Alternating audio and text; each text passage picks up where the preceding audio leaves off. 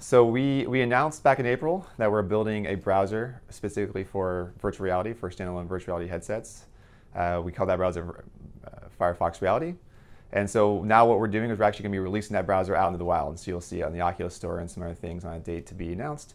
And so what that means is that you can install this, and you'll have a new choice for another browser built by Mozilla that you can use in virtual reality. And so this is a browser that we built from the ground up specifically for this medium. We look at that virtual reality. We said, there's some things that are different in this medium.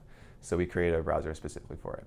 So there's a lot of things differently. Obviously a desktop is a familiar experience, right? If people sit down at a desktop, they know how to browse. And so there's some things we wanted to pull in from that. But when you put on a headset and you're completely immersed, everything's different.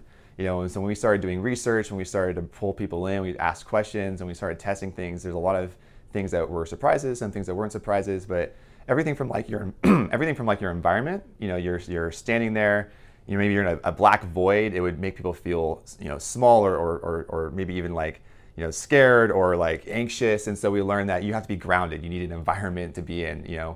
Even if you have something more familiar, such as a screen in front of you in a virtual reality, you need some place that makes you feel comfortable and safe. And even those environments are different for each person. Some people might like a more closed space like an office, and some people like a big open space like a field, or a meadow or something like that. And so giving people choice with something. Keyboard, is something that's still, difficult in virtual reality. You don't have a keyboard, tactile thing.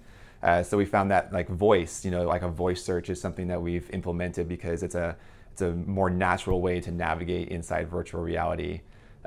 We found that even like how you view, like the ability to dim or have different sizes. Some people are much more comfortable having a very large environment or screen in front of them, and some people prefer something much smaller. And so giving them choice was something that we learned. And so there's a lot of little details like that. Everything from like the angle of the keyboard, into the size of the things that we found.